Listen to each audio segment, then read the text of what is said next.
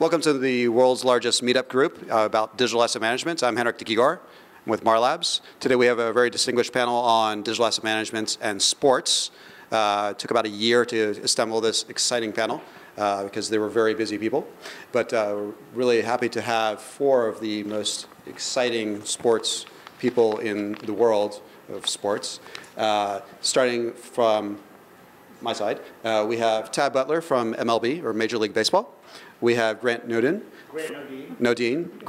from NHL. And we have Christy King from UFC. And all the way to the other side, we have Tony Gentile from ESPN. Thank you so much for joining us.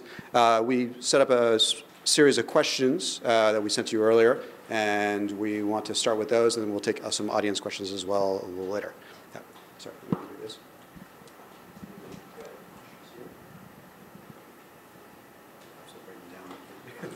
Thank you.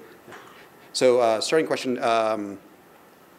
beyond brief introductions, what made your organization decide to get a MAM or a DAM system?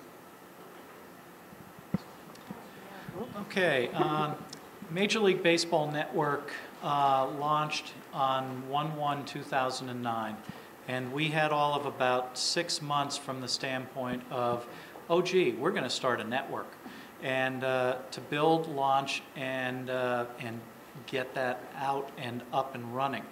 And one of the first things that we did was we identified a server platform to record the content, and we knew, okay, we're going to record a lot of baseball.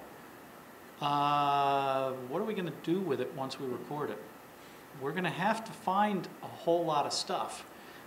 So we needed to come up with some way of logging it. And so for us, the impetus to build a DAM was really a logging environment so that we could log all the games coming in, identify the content for our editors so that when they said VO Jeter, we did a search on it and we wouldn't get 150 hits. We'd be able to say VO Jeter on a topic, a date, or something and bring that up. So the bottom line was we knew we would need it out of the gate. Grant? I don't think I'm going to say anything different than what Tab said. I mean, building and starting a DAM for a sports league is a categorical imperative. It's you have to do it. I mean, no one really has the number of live events that we have over the course of a year, and you have to be able to find what you're looking for, right? There's really a lot of effort that goes into basically recording statistics on games, and I mean, really, that's fundamentally our business, is being a warehouse for all of the meaningful statistics about the game. And now we're also a warehouse for all of the meaningful video that goes with those statistics about the games. And someday we're going to be a warehouse for all the holograms and all kinds of, and it's just going to go on and on and on and on. So it's like an encyclopedia, and if you didn't have an index in your encyclopedia, you'd be like, this is not really a very good encyclopedia. We can go out of order. Okay, we'll go out of order. So we've been around for a while, 30 plus years now, and as you might imagine, 30 years ago there was no such thing. And so, you know, when you ask the question, you know, how did you just decide to get a digital asset management system, it was decided for us, right? We had to have something. And when I say something, at least on the broadcast side, there's no one particular brand or one particular, you know, type. I think you'll find as we talked this evening, much of the stuff is homegrown. A lot of it is based upon sort of what we've learned over the years about what people want, how to find things, and again, apply that using technologies of the day. And it's always evolving. That's the good news, right? We're not done. We'll never be done. Why would we? It is an evolution based upon sort of the way that we did things. And the way that we did things, if you had any of the original ESPNers here, they would tell you, we're making it up as we go. So it is certainly an evolution. I came at asset management backwards from how most people did it. The Ultimate Fighting Championship is 10 years old as of November of last year. So I have a much smaller library than anybody else here does. So I was not necessarily all that concerned with trying to be super accurate in really comprehensive metadata, keeping track of a lot of statistics synced with video. What I was trying to do was distribute. I have a really young audience who has the latest and greatest gadget in their pocket everywhere in the world. So my challenge was, how do I get this product everywhere in the world within a couple of hours of being live? And that was a ridiculous request 3 years ago, and it's sort of less ridiculous kind of today, but we're trying. But live streaming will take you so far, but you really can't stop there. So that's where you kind of work backward from distribution in my world to get to asset management, because if you're going to distribute a product, it's cut one way in America, but you're not necessarily going to focus on those same people when your product is in Brazil or your product is in Asia. You know, we have undercard guys that are the most famous people in all of Rio. Well, obviously you're going to lead with that stuff. So you have to have an asset management process, a tagging process, logging, whatever you want to call it in today's vernacular, to get those materials to the right people so that things can be recut or certain features can be called out for other places that you wouldn't necessarily do on a stateside product. So for us, it was really about distribution, and we kind of ended up in the same place as these guys, using some of the same asset management principles to make those materials available as quickly as we could.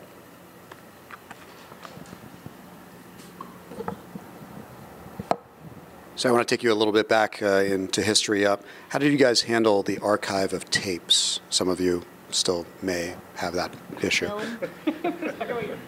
Okay, when we, MLB Network started in 2009, MLB Productions, sister company, had the archives of baseball. They still manage and run the archives of baseball. However, we merged facilities. They came out to see caucus to our environment out there, and they moved all of their tapes. All those videotapes, the 3/4 inch, the SX tapes, the 1 inch, the quads, the films, you name it, a lot of stuff. And the process of digitizing that content had been, or I should say cataloging that content, had been ongoing for many, many years. And the category of items was pretty clear. It was written on the back of each cassette, you know, and that was your primary index. And if you needed a little bit more information, you opened it up and you had your yellow pad of paper that was ripped off, done by hand, and eventually they had digitized the metadata by putting some of that into the Nesbitt MLS, the Media Library System. So they had that much done of an asset cataloging system. They had 150,000 hours worth of content. We brought that in and we said, okay, we know that we need to build tools to go back in time, and we're utilizing the SAMA system for cataloging and capturing, digitizing multiple streams. It's the same system that Library of Congress and a number of other, Culpeper Project for archives, a lot of different groups, ABC, are using this tool to capture the content. However, what we also needed to do was to get that content into a position that it could go into the robot, and that's been a big challenge. We get tapes from the ball clubs. They're on every flavor that you could ever imagine. We have to digitize them, move that content onto the digibeta SX type platform that is configured for the robot. So that's been the process that we've been using. It's kind of prep it, give it the tender loving care that it needs to get a good digital copy, knowing that you're going on good digital stock, and then automate it from that point. We continue to work on that 150,000 hours aggressively. However, what we also are dealing with is at the same time the current content, and that current content we are generating today about 100,000 hours per year of content that is totally cataloged, indexed, and down to being able to identify, you know, certain players wearing white Oakley sunglasses. So.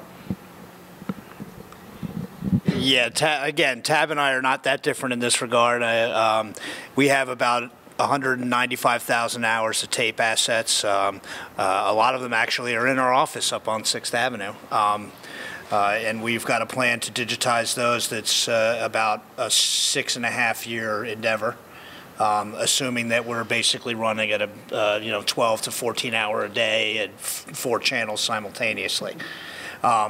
And assuming, obviously, that nothing else goes wrong, which is a horrible assumption. No technology, we'll all be fine. Yes, and someday they'll invent a tape drive that, a VTR that'll play it back at 4x speed and allow you to digitize still, but I'm not holding my breath on that one. But, so we have a plan to digitize all these assets. The difficult part is, as Tab said, is basically fitting them into your nomenclature, right? And finding a way to get meaningful data about assets that nobody's looked at for 10 years, 15 years.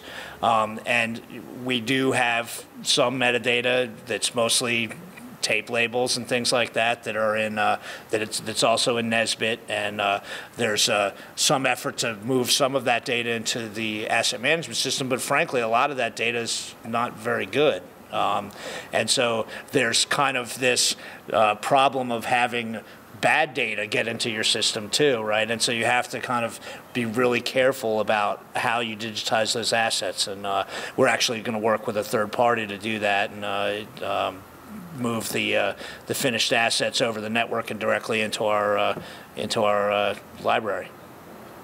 But like Tab said, we're 50,000 hours a year of new assets, and trying to squeeze digitizing 195,000 hours of assets into that schedule gets kind of tough real quick. Again, the UFC is really, really different. One of the ways that we are so different is that the Ultimate Fighting Championship entity owns its own rights, which is really unusual and really just not a product of anybody being smarter than anybody else as much as just being so new. The company came of age and came of ownership when people were talking about this magical place called digital rights. That started to be a carve-out in contracts very, very recently. So these guys are all having to deal with wrestling, well, who owns what, and are we even allowed to store this, let alone reuse it? And they can't even really log a file without also attaching rights issues to that metadata. I don't have to do any of that. So again, it's a little easier for me in a lot of ways. And although every once in a while the guys will go buy some company somewhere in the world, and I get these random tapes. That my last favorite one was they bought a company called Pride out of Japan that had this really super popular library for those of you, if any of you are, you're probably your sons are fans of mixed martial arts. This is a ridiculously popular entity in Japan. Great, we got all their assets. We were planning, we're going to make all these shows. This is awesome. We get all the footage in, and every single solitary piece of metadata is in Japanese characters. And we're sitting in Las Vegas with boxes of this stuff going, oh, crap. So things changed rather rapidly. So, but I think for us, it's not so much, I'm not thinking so much about bringing in assets from ancient storage devices. Is hilarious. I'm 45 years old and I'm talking about VHS like it's ancient. but really more looking to the future, because one of the things that these guys will both nod their heads at is as soon as you get something saved to, let's say, LTO 6, which is the latest version, by the time we turn around, LTO 6 is out the window. So then not only are they ingesting film to whatever the latest storage medium is, but then a couple years later, that storage medium is no longer appropriate, or it can be compressed and saved in so much smaller spaces that you, especially in Manhattan, you have to try to put that in the smallest space. I'm less interested in playing that game, again, because my library is so small. I'm looking very hard at things like cloud storage. Quantum has come out with sort of their version of private cloud, which is called Lattice, which is interesting to me. There's also Amazon is really being aggressive with their, I think they call it Glacier. Yeah. And the model for that for somebody like me is pretty compelling, because you can do things like measure now. You're not just your data going into your asset management system, but you can see by reports how often people are asking for things. How many times are you having to do partial file restore? How many times are you having to recreate this media for somebody to use it? If, 3 hours worth of stuff isn't being asked for in 6 months, get rid of it. And so what if it cost you $10 to get it back down out of the cloud again in a year? You're going to do this maybe once every 2 or 3 years, right? So get rid of it. Let Amazon maintain all this stuff instead of me having to do it in the middle of the desert. So those are, I think I'm projecting more and thinking more about how to not re-ingest this stuff 5 times in the next 10 years, but make it somebody else's problem. So specific to old time sort of videotape, our VTL is 2 million plus hours worth of stuff, and again it ranges from bowling all the way through wrestling, any other sport. And those assets, yeah, I think you mentioned, we don't have rights to those things, but we keep them because if we want to use them, at least we have them and we can go and negotiate. Those aren't actively being digitized; they're being digitized as needed. If there's something that's super important in there, obviously the tape is going to die at some point. It needs to be moved off. We talked a little bit about alternate sort of videotape libraries as we acquire other companies. That happens. We acquired a company called Student Sports 4 or 5 years ago, and we've got Joe Montana as a high schooler. Who knew? But we've got it. In those cases, right, the onus is on the company that you got the stuff from to actually provide you with the information. And in some cases, it's better than others. In terms of sort of digital tape, we started in and around the 04-05 timeframe when we launched our original digital center, and through many sort of gyrations, right? Because who knew how to do any of this back then? I think we finally landed on something that actually works pretty well for us. So we currently have about 400,000 hours worth of content in our LTO library. You're right. Most stuff isn't requested. It goes 2 months back, and then after that, it just drops off. We've struggled with the sort of partial restore versus full restore, and after a lot of analysis, our engineers came up with, it takes us 17 minutes to restore a full game, and it takes us, 15 minutes to restore a partial. Just do the full game. Just do it. We've also enabled sort of a user, one of our editorial folks can go shopping, if you will, and any clips under 10 minutes sort of self-serve. They can pull out whatever they want. Anything longer than that, then our archivists get involved, because then they start figuring out, okay, these 5 people asked for the same thing. Let's give it to them once, not 5 times. Tapes are, yes, are they going away? Well, they can't, because we have to maintain a bunch of tape machines. You'd be amazed, I mean, you guys know this as well. The room with all the ancient, tape machines that have to still work if we get the phone call that we need that thing. But yeah, metadata, like you guys said, again, all over the place. Again, iterative. How do we do this in 1979? How do we do this in 1982? How do we do this in 1985? And you get better because you ask yourself questions that you wouldn't have asked yourself. You didn't know. So hopefully, we can some lessons learned hopefully can help everybody out. So. Great, thank you. So next question is around user adoption. So back when the days that you first got this magic tool called DAM, or Digital Asset Management or Media Asset Management, how did you get this small hurdle over of magically switching to this system, or was it a hurdle for you guys? Well, with our system, the Diamond system, we built it as a logging tool, and it was a greenfield environment. So as we're logging the games, we had the opportunity to introduce editors, predators, producers, broadcast associates into an environment that was new for everybody. And so that meant that we really had an opportunity to write the rules. And I'll give you a little example. We wrote one rule that was, if you make a piece of content, if you store it on the sand and you don't put a description in it that is searchable, it can't be worth much because you don't really want to find it again, do you?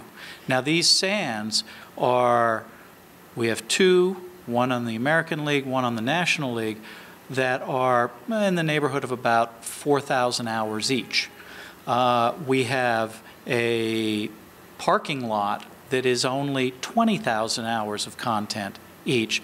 And so as a result, if you're putting something into a sand and you don't have metadata, it's kind of just another grain in the sea.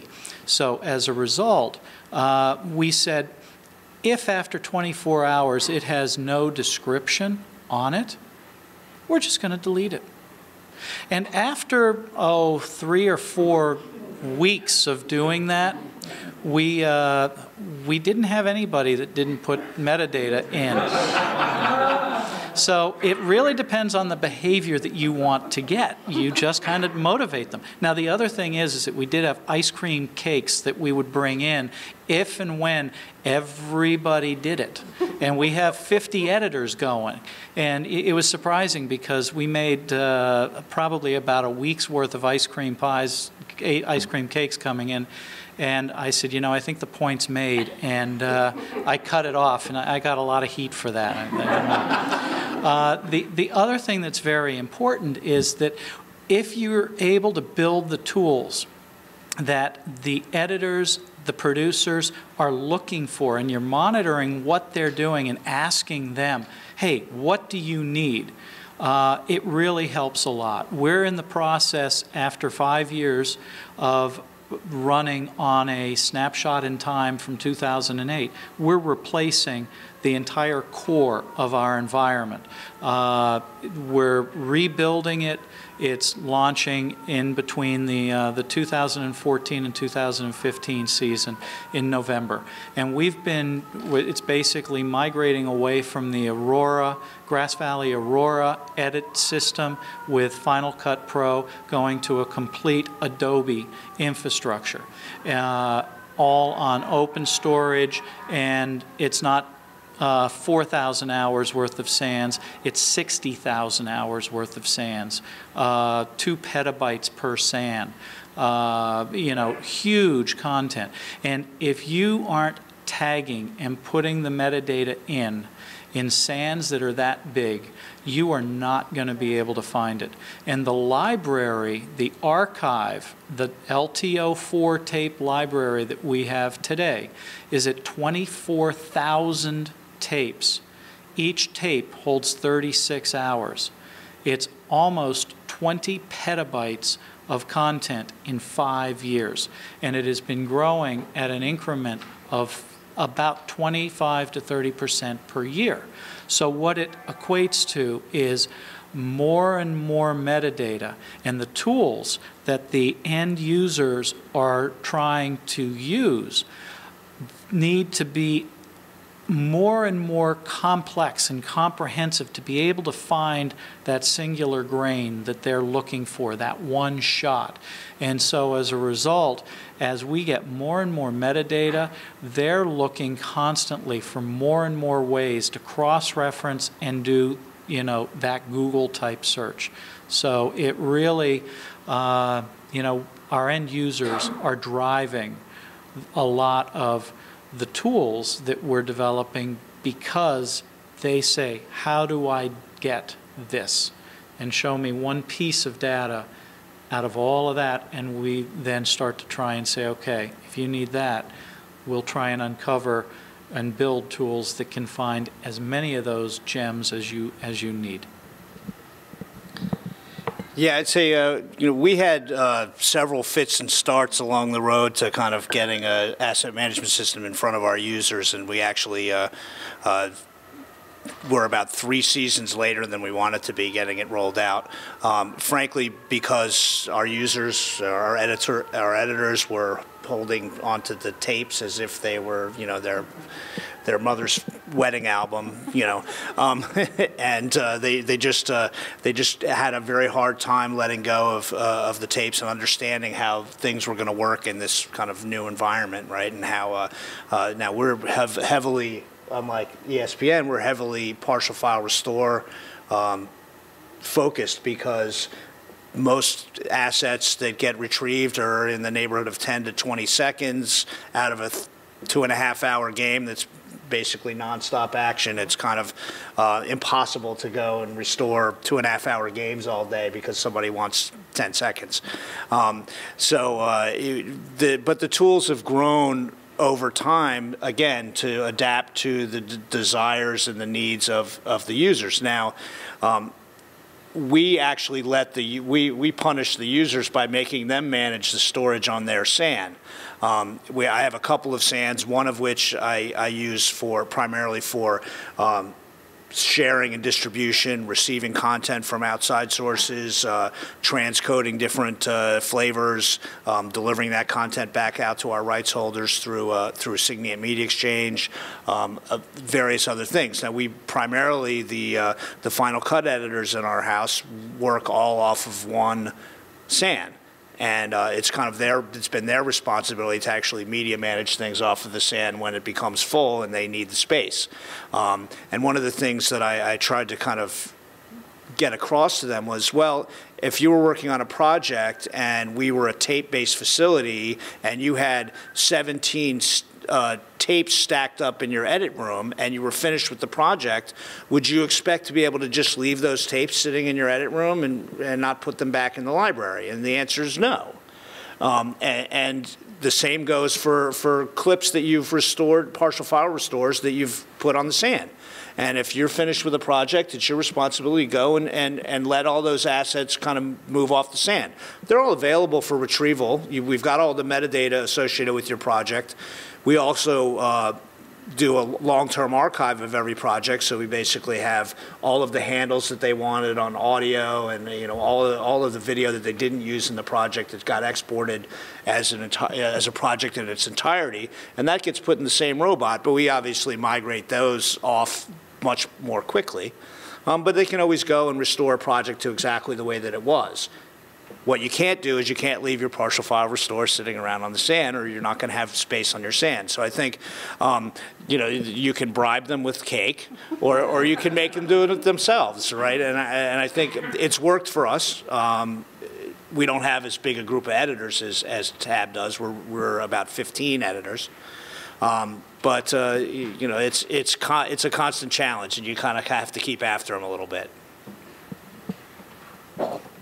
I would say our group is a little bit in the middle between these two guys. We have about 35 editors between Las Vegas and Los Angeles these days. Our LA office focuses all on Spanish production, and everything done in Las Vegas is English and Portuguese. We kind of are in the middle between cake and stick. We do use one SAN, but the way we built our asset interface is that all of the editors have their own folders within that SAN. So when they run out of space, they're partitioned off. If they run out of space, they got to clean up their own mess, so to speak. So we're kind of in the middle there. The part where I lost miserably in trying to get these guys to organize things was I had this insane fantasy that editors would actually want to contribute to metadata and logging and actually communicate what it is they're doing and why, and that was just dumb, apparently. So I have this massive library right now with about 4K of data in it. We got away with it and are continuing kind of to get away with it at some level because our total library right now is about 45,000 hours, period, which is very much 90% of it is our events. So they're event driven, this guy versus that guy. It takes up about 15, 20 minutes, move on to the next thing. That's really easy for a bunch of 20-somethings who still have memories to hold in their heads. So we get away with it because they all know where it was. And one of the biggest problems I had when we switched was getting them also death grip on the tapes. They had memorized the 17 shelves and what was where, and then I took that away from them and they all cried. And I didn't bring them cake. So I'm mean, apparently. But anyway, I took it all away from them. One of the biggest things that happened that kind of really got everybody to switch to using asset management instead of tape was we built a whole second building. We got so big and couldn't grow this physical space we were in anymore, but we were able to build an entire new production facility with zero hardware in it.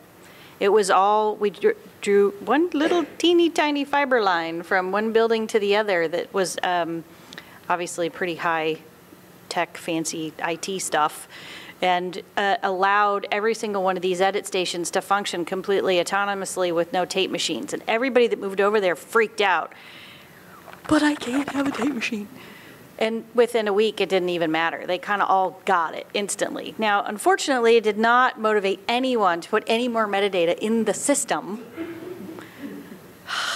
But, so I have a whole nother plan about how to fix that. A lot of that has to do with automating the ingest process, bringing in statistics and syncing it with time code, bringing in logging efforts that are taking place in other parts of the distribution process.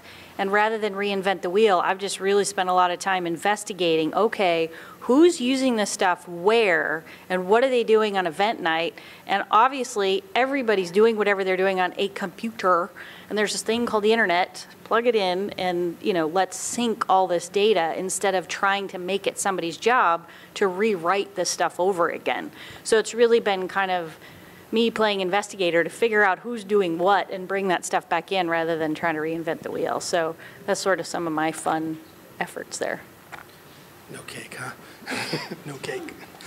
In our case, you touched upon the data already exists, so how do we leverage that? And I'm trying to correlate this with driving adoption, right? We have people that watch games for statistical information. We have people that watch games for editorial information, and they log all that.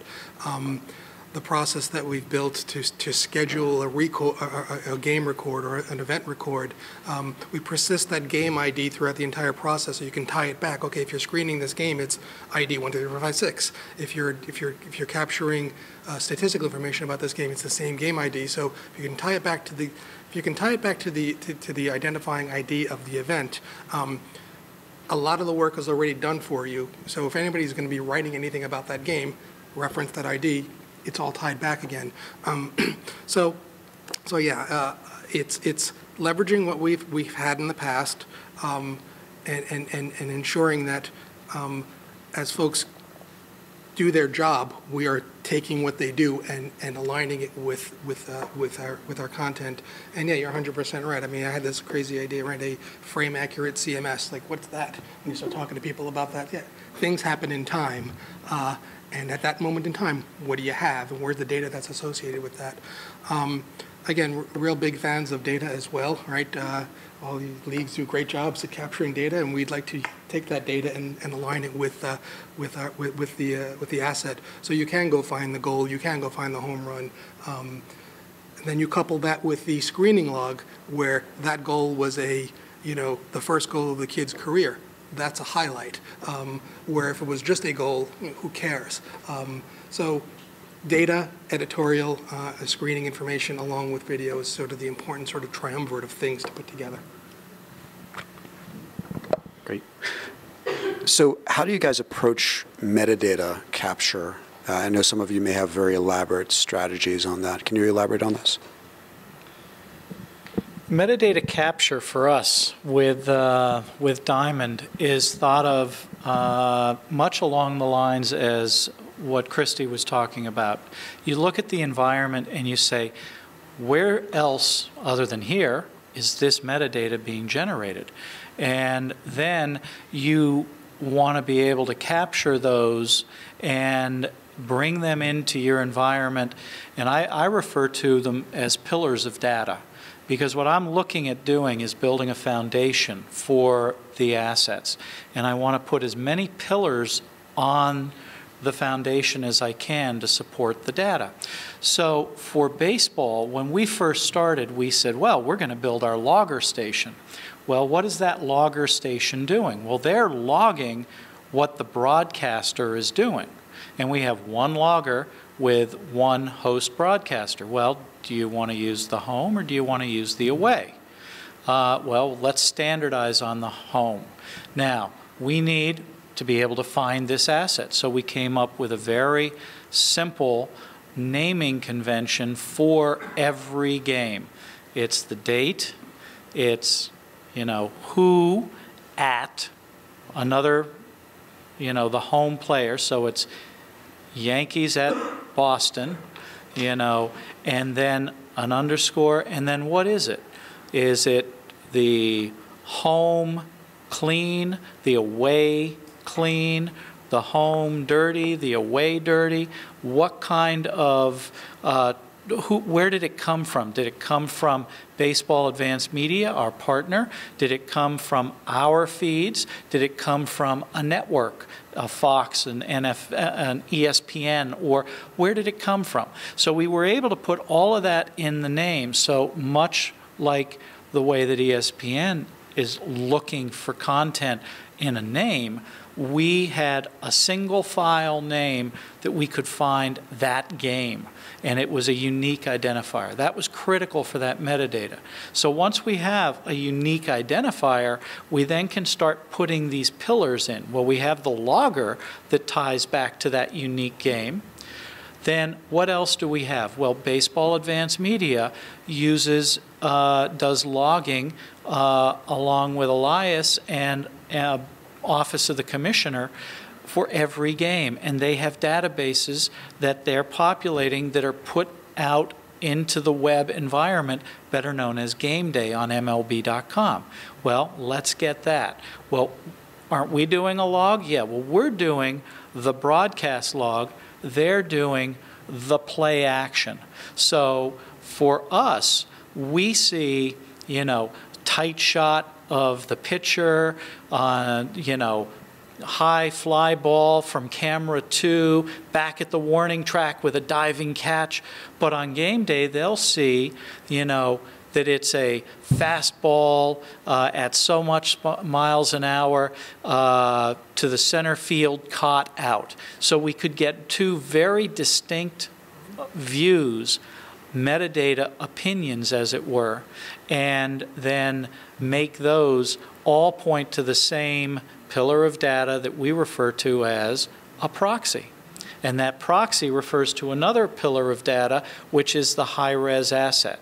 And so you start to build these, and you can build that against historical records of the actual official database, the Stats Bible, which Office of the Commissioner updates and locks in every morning at 9 a.m.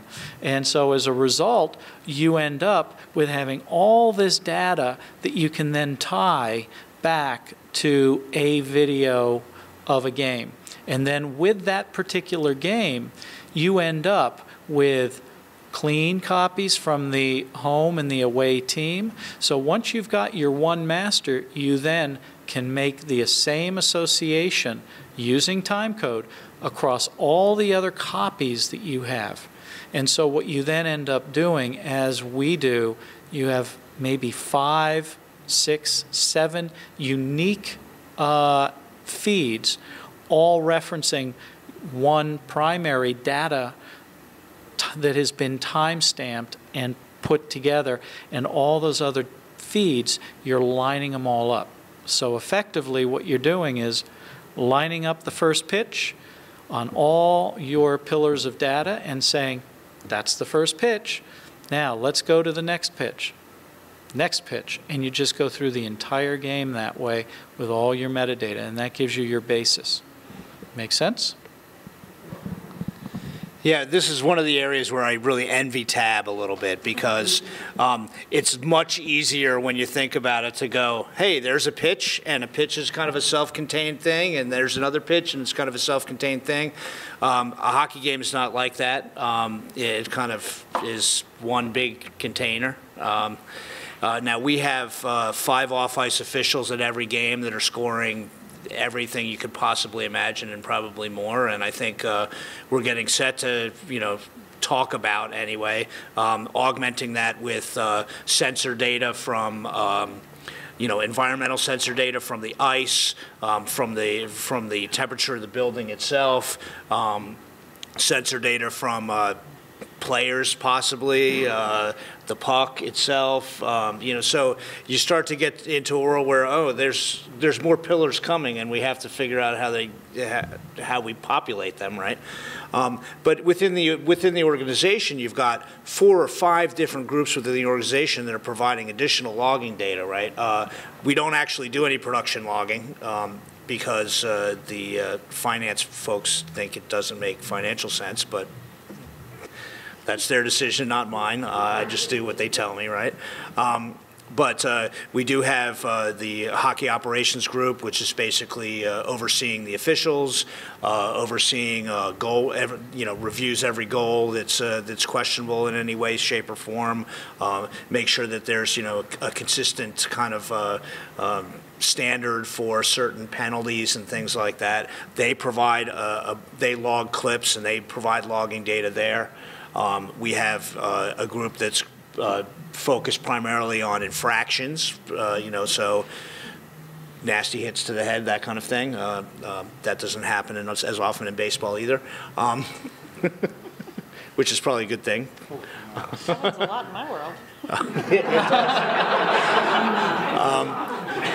And we had, again, as Christy said, because we're distributing this we're highlight clips in game on the web and on mobile devices and things like that. We've got people that are just doing kind of highlight logging as well over the course of the evening. And so all of these things kind of have to come together. And then the challenge really is, how do you present them to people and allow people to only see what they're supposed to see, right? Because the editor in room 1 is not really allowed to look at what the officials are saying or what the hockey ops guys are saying about the official that happened to be refereeing that game, because it's private data. And so now you have a situation where you have all these pillars of data, but you have to manage access on a per-user basis or a role-based access to all that data as well. So every time you peel this particular onion, it seems like there's always another layer there, and it's a pretty big onion to start with. So. Yeah, and of course, we're doing a lot of the same thing. I mean, as you guys are all here, whether you're in print or you're in photography necessarily, graphics versus video, at the end of the day, data runs the world. You can't do any of those things or manage any of those things without data. So we're doing similar processes, but another tact I can take on it is speed. In a lot of ways, it's great. You get all this data overnight. The game's the night before. By the next morning, you have it all in there. You gotta start to go to work. That's great for a lot of purposes, but we're all living in this fancy new world of second screen experiences and highlight packages that are supposed to get pushed to mobile apps, and packages that have to be cut in a different way for different countries, follow-ups. We're trying to promote the replay in a lot of countries, and those replay promos get cut during the event. So those kinds of things would indicate that it's more and more imperative that we come up with ways to not only capture that video and make it available to editors, but then also attach metadata to it on the fly so that they can do something with it closer and closer and closer to the moment it happened. So one of the things that we're messing around with is actually creating a proxy live during the event that's actually streamed to the cloud and syncing metadata statistical metadata and a couple other sources of data to that proxy live. So that what happens is we sort of have a fake, I should call it this way, a proxy-only version of that night event in the dam live as it's happening with about a 2-3 minute delay that lets people start to request clips and pull them down to their edit stations, but they're really going to get two things. Either the proxy only, which again, we're switching to Adobe Premiere as well. We're about halfway through the process. And the cool thing about Adobe Premiere is that it automatically lets you pull a proxy. It always pulls the proxy down and lets you start editing in its interface immediately. And it just knows to kind of ping whichever servers that material came from. When the mezzanine file, the master file becomes available, it'll pull that down and just automatically replace the proxy with the mezz whenever it becomes available. So that's pretty cool for a lot of the stuff that happens in the next 2-3 days. But we've also had to figure out a way to feed a lot of these mobile processes, some of the set-top box or over-the-top processes, things that don't necessarily require the highest, most awesomest quality video. You can actually use the proxy to create a lot of those things. And in order to do it, you got to have metadata. You've got to have metadata sunk to that live in the moment so you can turn around and cut a highlight package as soon as, for us, a fight is over. Then I'm pushing out that highlight package to a handful of things that don't require the most fabulous broadcast quality footage. I can, edit those things and push them to where they need to go. So, that metadata piece is just speeding up and being required as fast as the video needs to be moved around itself. So, it's always faster, more faster. Faster, better. Yeah, I'll echo sort of what these folks are saying here. Sports that have definite play start, play end, if you've got good data, great. But even those sports, when you talk about sort of the college, who's keeping score at that game, maybe that data is not good. So we've got a sport that has a good start and stop, but the data is garbage or non-existent. So those are the kinds of things that we struggle with. Is we've got rights for things that we would love to do more with, but if the data doesn't exist, so how do we handle that? So think about technologies like computer vision technologies. Audio technologies. When you hear the swing of the golf club, that's a swing. When you see green grass, blue sky, it's a shot. So how do you infer from what's actually happening to extract and derive some metadata? So those are easy things to think about. It's more than just the data that someone's actually entering. It's what can you ascertain from the shot. Even things like OCR of a screen. There's the score, there's the clock. Well, guess what? I can OCR that and get that information in. All of that works, and all of that works when you have systems and processes to verify, right? So trust but verify, all that stuff. Yeah, that's the original question was adoption and strategy. If we've got data, we'll use the data. If we don't have the data, we'll figure out how to get it and how we can infer the data, because it's really critical to align data with time. And again, in our case, depending on what we're getting the content from, that data may not exist, or today the data look like this because that's how the kid entered it, and tomorrow the data looks like that. So those are always interesting challenges. So what is your favorite part of your job, and what is the biggest challenge?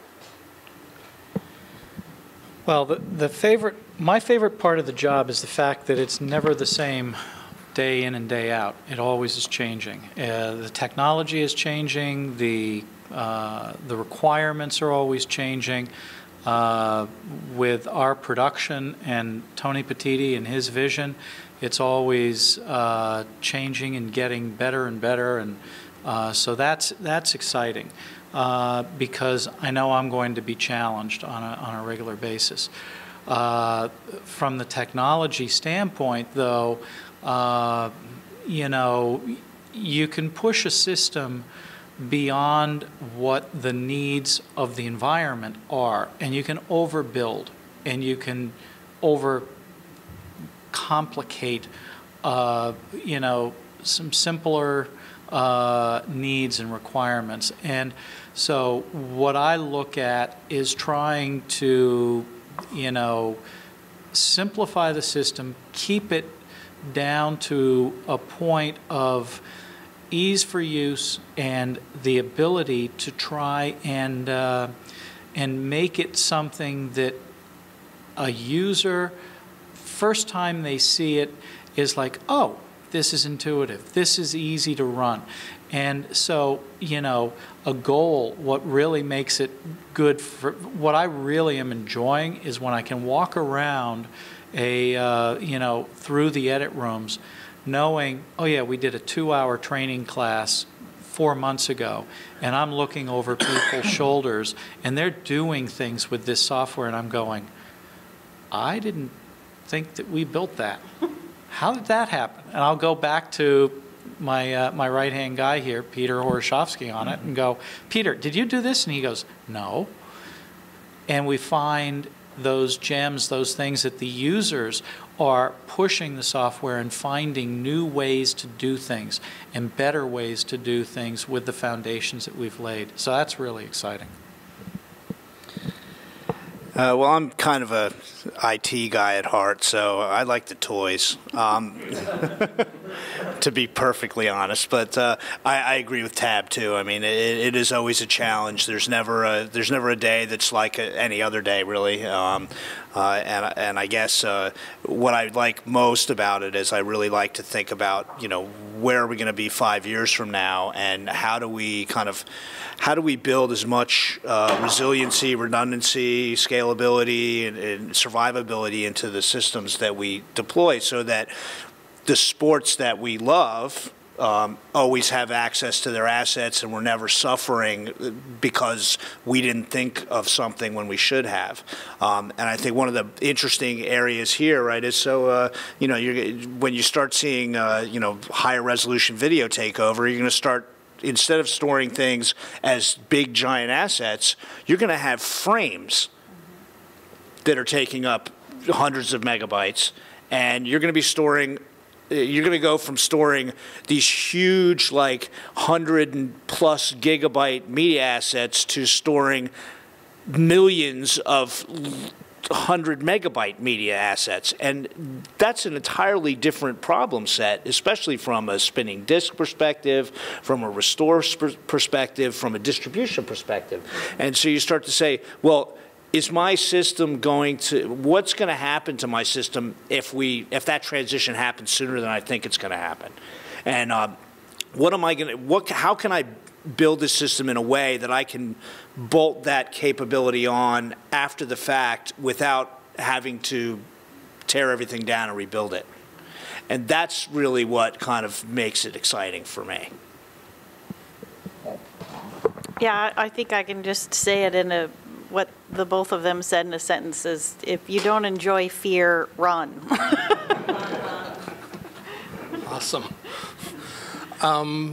Yeah, I think, you know, fun part is the diversity of things that come across the desk. I mean, this past summer we had NASA call and said, hey, can you help us get SportsCenter to the space station? I'm like, I'm in, you know, so we figured that out. Challenging, you know, it's like changing, you know, a tire on a car going down the highway. You know, it's a challenge. You can do it. You got 3 more tires, so you can, you know, lose one. So that's really the challenge. It's just that yeah. It's amazing what people can come up with. It's amazing what our salespeople can sell. And so we need to sort of figure out how to deliver on that. At the end of the day, you know, we all want paychecks, so. Excellent. So we're going to take some audience questions. I think, Michael, you had one. There's been a lot of sort of talking around the ideas of data and analytics, and my question to you is, what are you using to crunch your analytics? Is it all, are you using what's in the box in your digital asset management system, or what sort of third-party tools are you using, and who has access to it within your company? I think there's multiple pillars of data there too, right? Because you've got all the usage data for your SAN, right?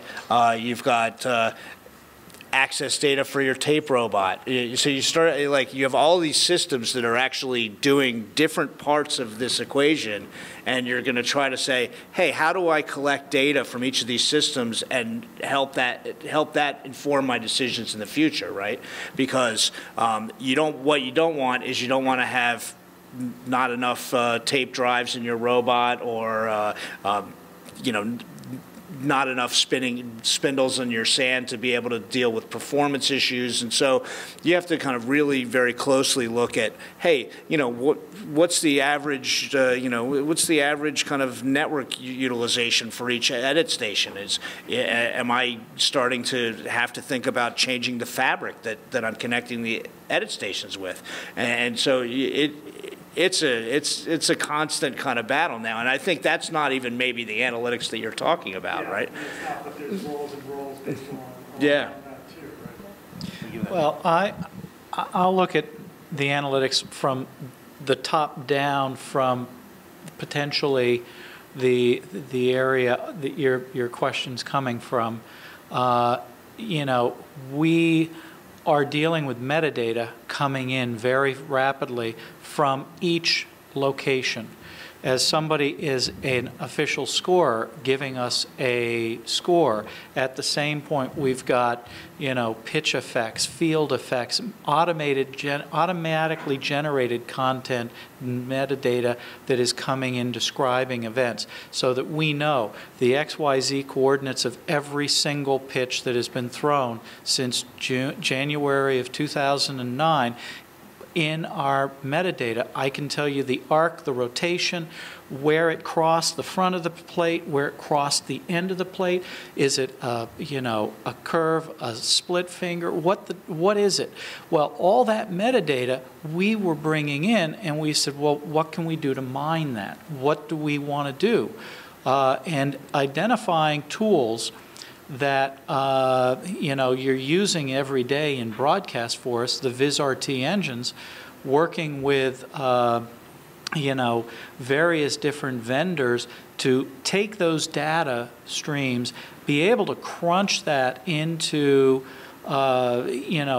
scores, data, splits, all the metadata that you could use that could drive your graphics engines on screen, was something that was an outcrop of having that metadata in-house, so that effectively today our stats and all of the lower thirds and all of the full page data is being generated from data that Diamond is collecting, one of these pillars, and we're running about 25 to 30 million stats calculations on this on a per day basis on that information that we're pulling in.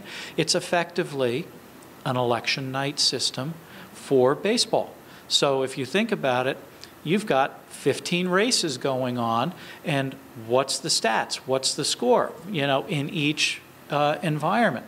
So we've used data that way, which quite frankly, when we started with collecting this data, we didn't think that was even on the roadmap, but it became a logical outcropping of it. At the same point, as you begin to get further and further down as to who's using what data and what is hot and what isn't, and that becomes an environment that, especially in these partial file restore environments, where you are trying to actually use people's search criteria, what they're searching for in the collections they're building, to pre-fetch content out of the LTO4 libraries, so you can put them onto the SAN so they don't have to restore it and wait. It's already there. And so we're trying to do within Diamond a tremendous amount of that pre-fetch. It becomes something that is very predictable as you begin to look at people that are doing projects. So we're trying to find those tendencies. The bottom line is, so far, all of those tools are driven by the end users and what they're trying to accomplish, and we're building the tools internally. When I start looking at the tools for that are out of the box, when we look at the Diva, we use Front Porch, the Diva software. In working with those folks for quite a few years, they, in their version 7.1, have wonderful analytics in their dashboard product that is part of the Diva. So you can see the speeds, the feeds, the utilization, things of that nature. I used the Crossroads product, the RVA, for the last 5 years, which gives me the metadata that I can mine and see what's the usage on a tape, what's the usage on a drive, what's the performance, when is that drive getting old, and when do I need to call Oracle to replace it. So there's a whole boatload of tools, and you get deeper and deeper and deeper down into that. And for us, in our Field of Dreams project that is rolling out, those tools are going to be what make this manageable as we're dealing with petabytes of storage, equally petabytes of content moving. You can't do it manually. You've got to have these automated tools. And in that area, we're constantly looking for the marketplace tools that come from the IT marketplace. Does that kind of go down that road? Any other comments? Sorry, we have a question in the back. Do you mind coming up? Wire's a little limited. Yes. Sure. Any other questions? If you want to identify yourself. Hi, Adam Cooper with ABC, actually, ironically enough, so family member. I'm curious, because you, in a weird sort of way, and don't take this the wrong way, have a very easy process. You have sports, you have stats, you have all this metadata you have. I'm curious, and I'm going to throw out words that I'm more intrigued about. Controlled vocabularies. How do you take stuff that is not traditionally stats or data-driven, and what is, your process for taking things and standardizing them across a tremendous volume? Because to somebody, that's a close-up. To somebody, that's a tight. To somebody, that's, a headshot. Do you see HS? Do you see headshot? Do you see, how do you guys work amongst that data? And secondarily, as a really just throwaway question, because nobody's asked this, what are your MES formats? Because you're switching over from, in theory, I'll throw out ProRes into something Adobe-based. I'm just curious. I'll start with your first question, which is, actually, I love that question, because when I first started trying to figure out what the heck a DAM was, 3 or so years ago, and Carol's back there somewhere. Hi.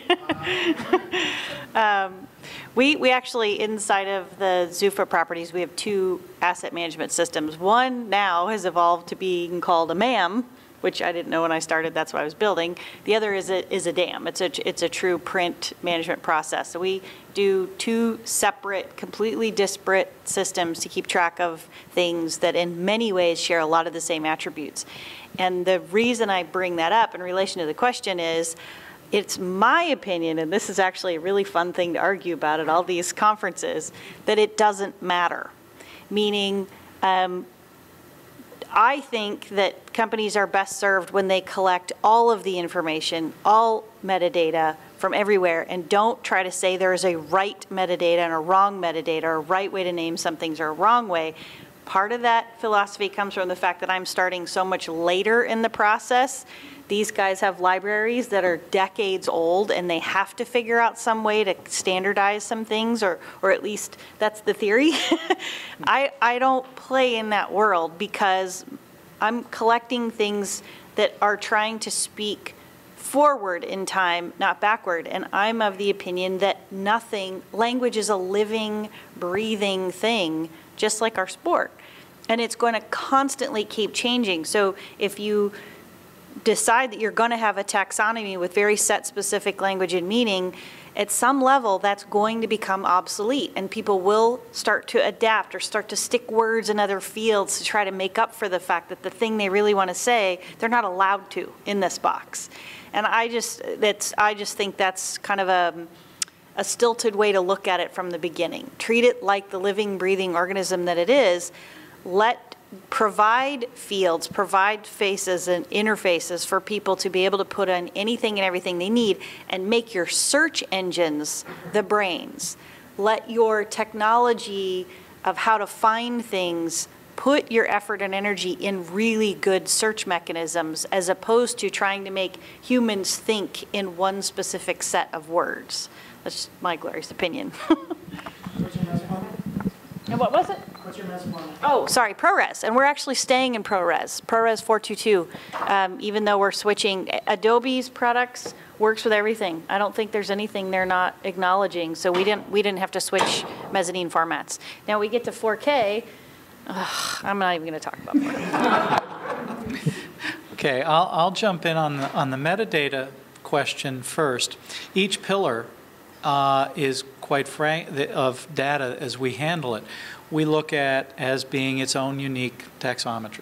So my logging stations that we built to log the broadcast back at Sea Caucus, that particular set of descriptors came out of MLB Productions' history of what did they put on the yellow pads? How did they refer to things? We adopted their language because they're the ones that are doing the logging. And then we expanded on it. But what we did was we standardized on certain unique things. You know, is it Big Poppy? Or is it Poppy? Or how are you going to, what's his nickname? Well, he doesn't have a nickname. He has a unique player identification. And that unique player identification is defined by MLB Office of the Commissioner, and that's his ID. It's kind of like your social security number, and that's going to be his name. And so associated with that can be all these other nicknames. But when you're building a roster, we don't build a roster by saying, oh, who's on the roster today? We go to the metadata source, Office of the Commissioner, and we pull in that which is driven by their unique identifier numbers. Now, when a player changes position, changes jersey, all of that type of stuff, it changes his unique player ID. And it has a snapshot in time. His player ID has a start and an end. And so what can happen is, as they're traded between teams, you pull up a roster from the 1940s, and all they have is some numbers on the back of their jerseys. It comes up and it populates. So you can see, oh, that's 42. Hit the number.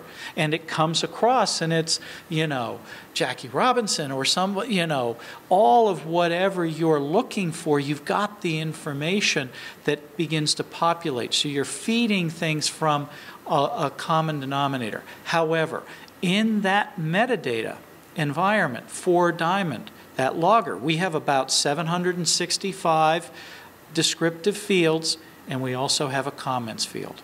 And you can search uniquely across that and go across the categories, and we have subcategories. We don't go any deeper than that. Now, at the same point, we end up having unique uses for the data. Pace of game, umpires, all of those other people that are logging it for special purposes, they have their own taxonomy. They also have their own protection and isolation from other viewers, so that you're able to selectively see only what you need to for your search and what your login and permissions provides. You know, now from the standards, we set the standard video format for the facility, for the network, in 2008. It's XDCAM HD50. It's 720p. It's 16 audio tracks as opposed to 8 audio tracks.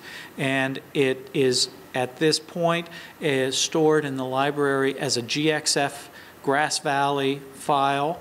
We are migrating that to an MXF XDCAM HD50. As for the archive, as well as being able to migrate the content very quickly to various flavors within the EVS environment, 100 megabit iframe, and have engines to take it into the special flavors, but the core archive, XDCAM, HD50, 16 audio tracks. Very standard what goes on what audio tracks depending on the file name. If it's a game or if it is a program. They have two different standards. If it's field content, we also have specific standards on that. Just as an aside, because we're dealing with proxy, which is 2 channels, our stereo pair is tracks 1 and 2. 5.1 starts on track 3. And SAP and things of that nature starts on track 11 and 12, depending on that. International on 15 and 16. Yeah, I mean, we do something kind of similar. Our archive is all AVCI 100. We actually have a Grass Valley server at every arena, and we're actually encoding the historical archive copy at the arena and then bringing it back as a file overnight. It also has 16 channels of audio. Depending on what time of season it is, those channels can have some different things in them. We don't normally record the dialogue between the referees and the hockey ops folks in Toronto during the playoffs for kind of extra auditing, if you will. We'll jam that onto audio channels 10 and 11. Usually we've got a stereo mix on 1 and 2, nat sound or international on 3 and 4, and then very few of our rights holders are actually producing a Dolby Digital. CBC is one of them, and they only have one of their 2 trucks is doing it. So I never actually know when I'm getting that, but I do encode it. So I do preserve that as well.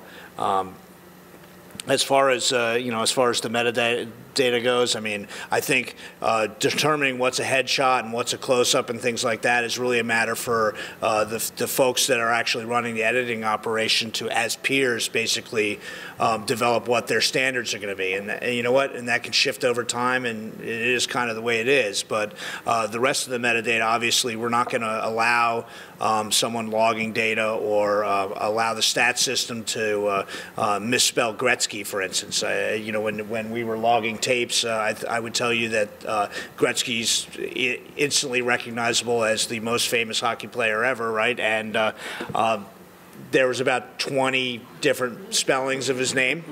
K.I.? Yeah, it got to be ridiculous, and that's where basically all of your other systems as a sports league that have run your business for years and years, that because stats is the core of our business, those have standardized those kind of things to the point where there is no ambiguity at all. It's all very standardized. It's when you get into production logging that you're going to have differences, and that's really the production folks' job to kind of make that work for them. Regarding file formats, MXF, RAP, DVC Pro 100, by and large, but as you go back in time, all right, good luck. And in terms of metadata, yeah, it's 100% right. There are going to be some things that are not sort of, up for discussion. And there are going to be other bits that are going to be up for discussion based upon workflows. Right? Our archivists and our librarians want things to be ordered, and our editorial folks need a little freedom. So you can have the best of all worlds, I think, and you just evolve with it. Any other questions from the audience? Yes. Philip?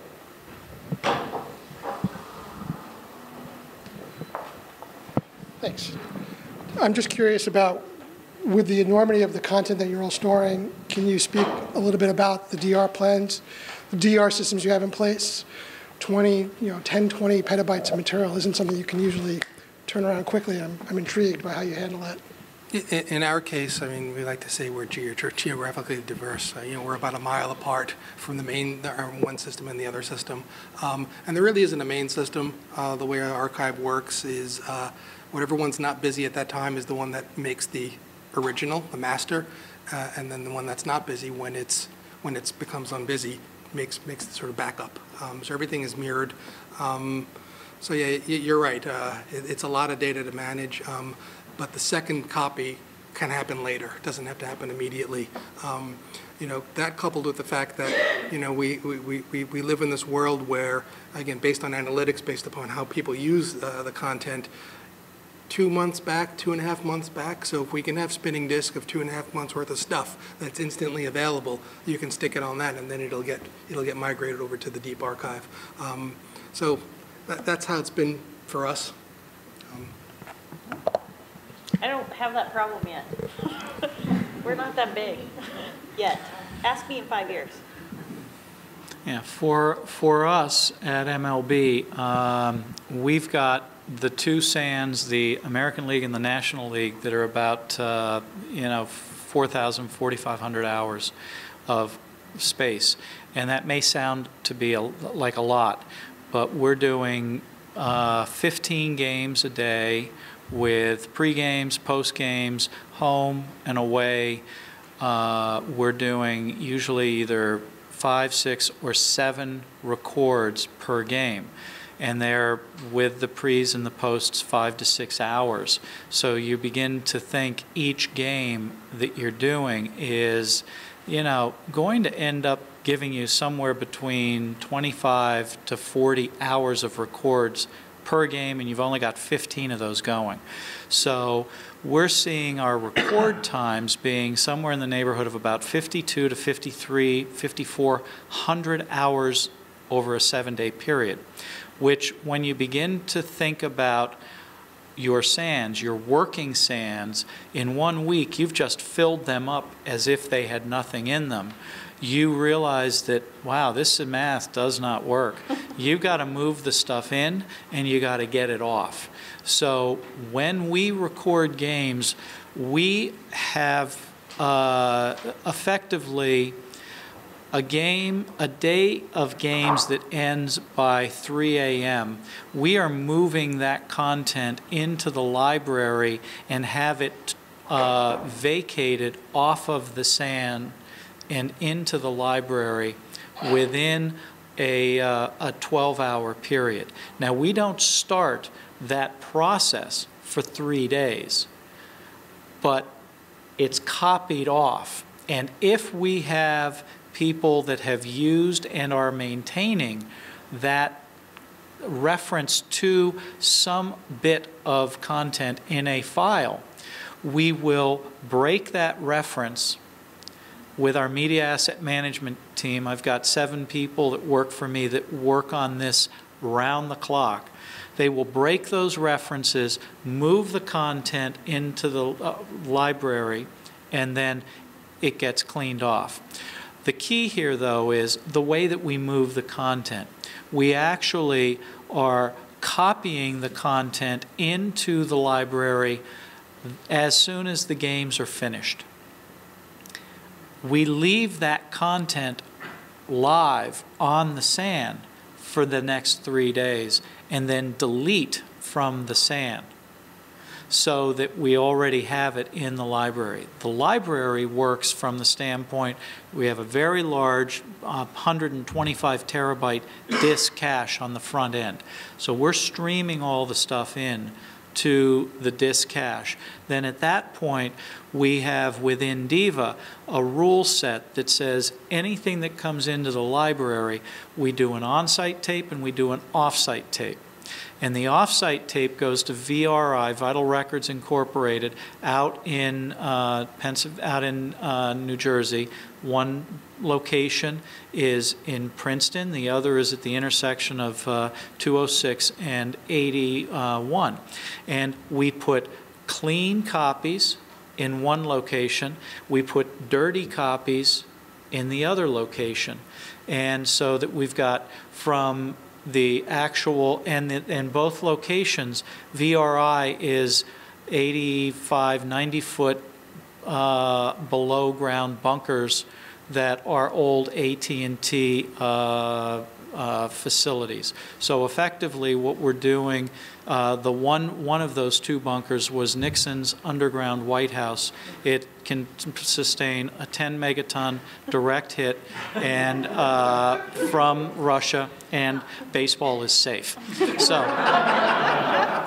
the point being that the key for us is multiple copies, multiple locations, and repetition. If we have voiceovers and all the content that is created from those games, all of that goes into the same process. And we are churning between 25 and 30 terabytes of content moved onto data tape. That's 2 copies. So 10 to 15 unique terabytes of content per day are written into that library, and that content's moved out about every 3 or 4 days out to VRI. Our environment's very similar to that. You know, we're at about 8 terabytes a day, but depending on what the schedule is, some days are lighter than others. We actually the content hits directly the archive the minute it comes in from the arenas, and that happens overnight. So we take the opportunity that it's off hours to kind of take and make copy 1, copy 2 directly as soon as it comes in. The files are available on the 100 terabytes of spinning cache that we have in front of Diva, available immediately to the editorial group, and then they get aged off as space is required, really. And then 1 copy goes to downstairs into our tape library, and the other copy goes out to Bethlehem, PA, where we host NHL.com. We wanted to thank our panel today. Thank you so much for all your insight. Thanks again.